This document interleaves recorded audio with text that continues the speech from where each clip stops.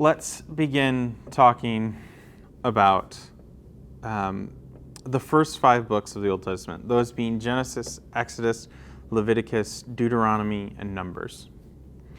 These books not only form the beginning of Israel as a nation and people group, but they also give the religious and ethical teachings of the people of God and where they are heading. The first 5 books of the Old Testament set forth the direction and course of the people of God.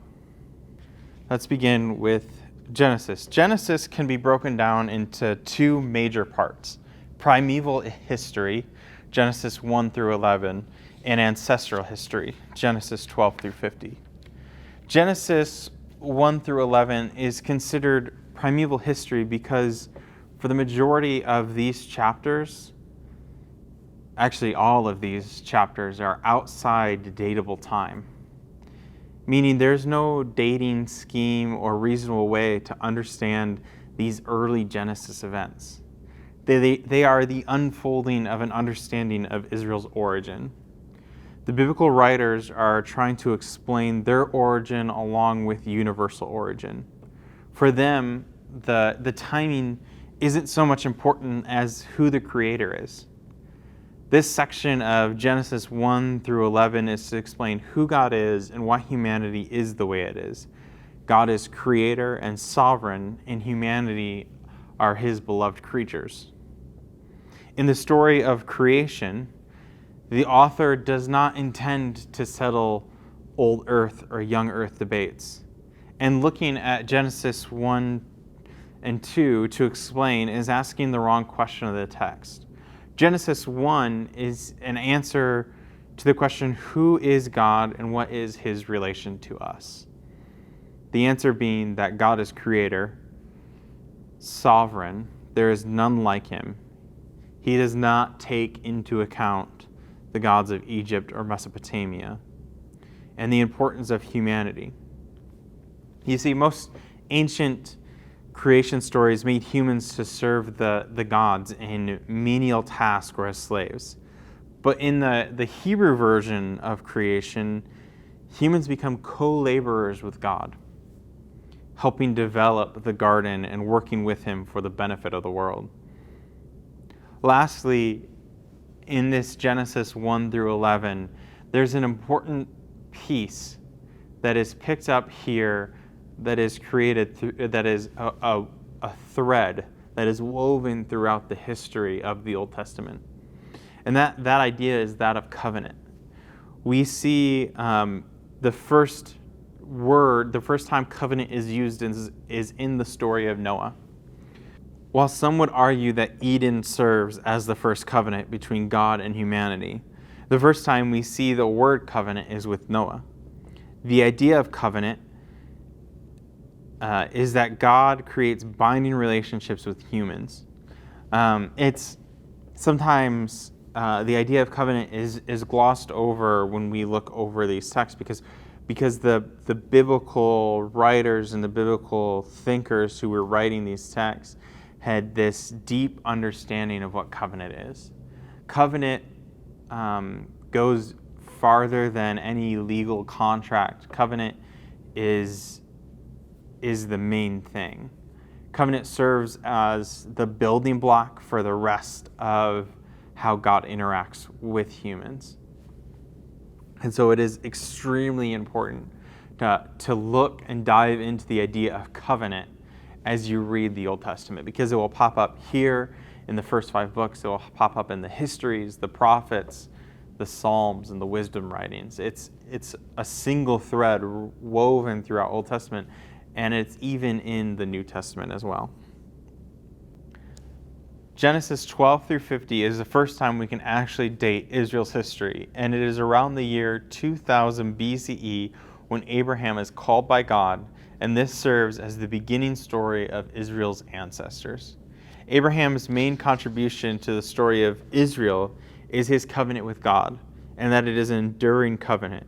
And then his son Isaac, who there are only minimally brief stories about. And then the ancestral story shifts to Jacob. The importance of Abraham is truly the covenant that God wants to use his family to bless the nations of the earth. And this sets up the defining characteristic of God's people, that they will be blessings upon the earth. The story then shifts to Jacob, who is conniving and thieving. And the question the reader should be asking as they're reading through the Genesis story is, will this covenant even continue through Jacob? Jacob threatens the blessings of Abraham by running from the land of his father and not reflecting the blessings of his father. He is the father of the 12 tribes, but beyond this, Jacob seems at best an anti-hero, stealing his brother's blessings, tricking his uncle for weak livestock, and fighting with God until he receives a blessing. Jacob is a unique story because he truly is an anti-hero. He is not the person you would lift up as the father of a great nation. The next part of the Genesis story shifts, and it shifts to Joseph's story. And Joseph's story isn't necessarily relevant for the way that you would talk about history in the Old Testament time period. You would focus upon those who came from royal lineage or were important to the current realities of who this was. And so Joseph's story seems just to be too good of a story to be left out. And it gives shape for why Israel is in Egypt. The next section of the first 5 books is Exodus, Leviticus, Numbers, and Deuteronomy. Exodus, Leviticus, Numbers, and Deuteronomy blend narrative and law together in a complete story. We'll look at this first as a story and then second as the law and an understanding of the law. The narrative of Exodus begins with a problem. The people of God are not in their promised land, and the new ruler of Egypt does not like them. It then transitions to a story about a man raised in Pharaoh's court in Egypt who is banished for caring for his Hebrew people more so than the Egyptians, and even murders an Egyptian. At this point, he is banished from the kingdom and finds refuge amongst the people of Midian. There, in a burning bush, God appears to Moses and tells him God's name, Yahweh, and tells him to deliver his people from Egypt, for Yahweh has heard their suffering. From there, Moses returns to Egypt and asks Pharaoh to let Yahweh's people go. The problem with this request is that Egypt does not know this Yahweh, and how would the God of an enslaved people have the power or majesty to ask this question? At this point, Yahweh demonstrates his power through Moses and the 10 plagues, culminating in the death of every firstborn. This is when Pharaoh releases the Israelites and then immediately has a change of heart. This is when the people of Israel are spared by passing through a sea. From there, the people of God head towards Canaan, but first, Yahweh meets with them at the same mount that he met with Moses to establish covenant with the people of Israel. It is at this point that God gives instructions to Moses as to how to build the tabernacle or the tent of meeting where God will dwell with Israel and his presence will be with him. He also gives the 10 commandments and a good majority of the law. However, during this time of meeting, Israel makes a golden calf. The golden calf is not a separate God, but the iteration of the God who saved them. It is their imagining of who God is. The problem is that this goes against the covenant that God has previously established with them. So Moses intercedes to spare the destruction and abandonment of God's covenant with the people of Israel. From this point on, because of their rebellion, they wander in the wilderness for 40 years. During these 40 years, the people rebel multiple times and are finally, after the whole generation of the golden calf is dead, are allowed entrance into the promised land. The story ends with Moses' death in Deuteronomy 34.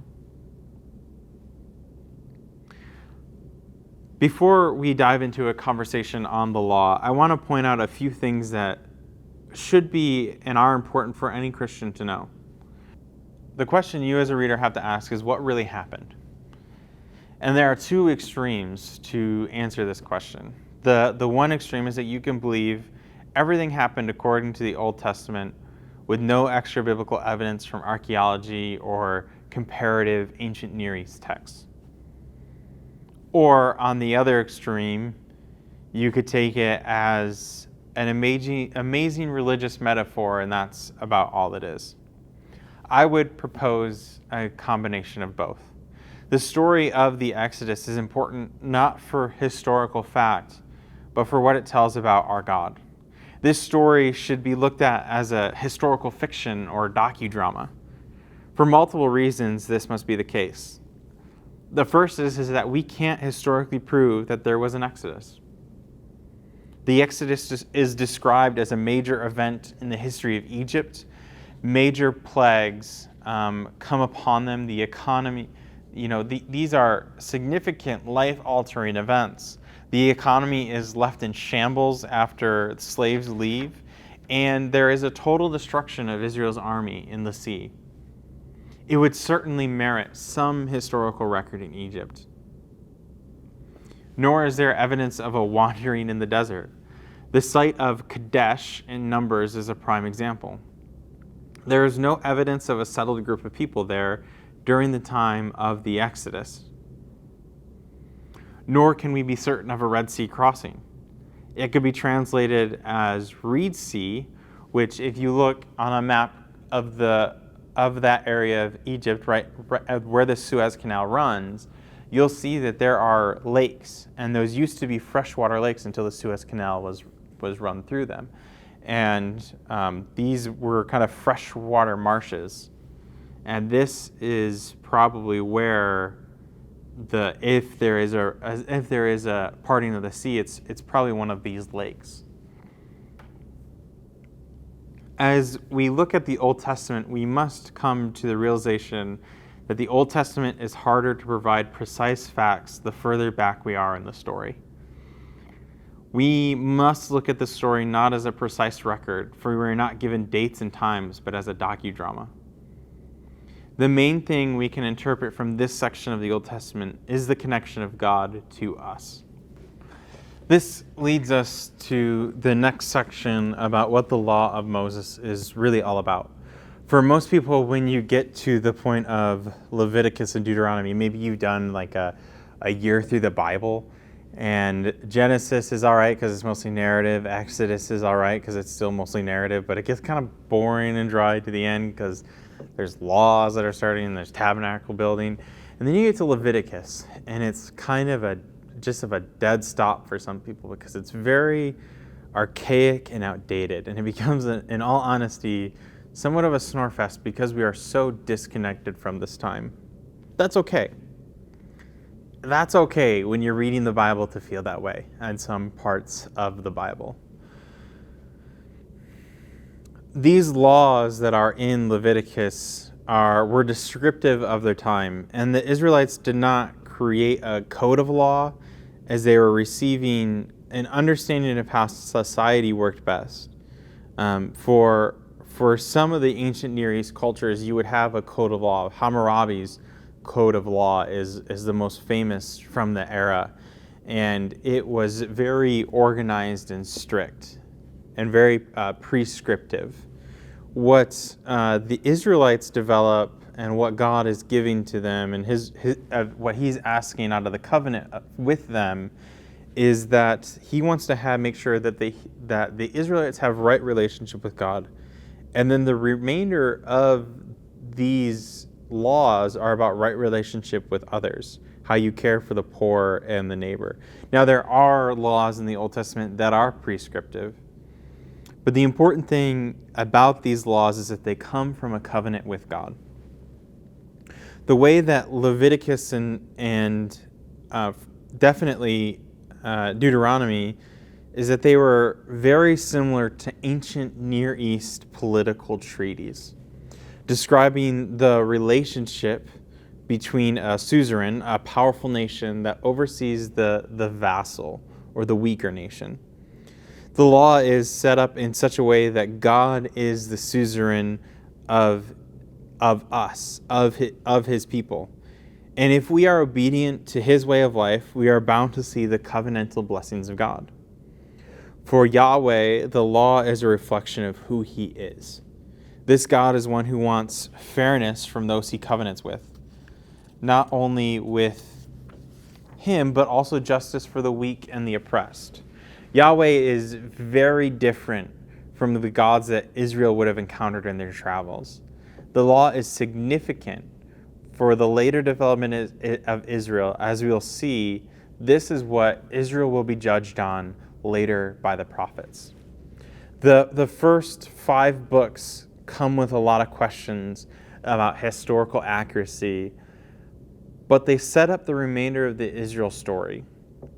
Whether or not we can date these events precisely or find them in historical and archaeological record is not dependent on how the God who calls himself Yahweh wants his people to behave and what he demands from those who covenant with him.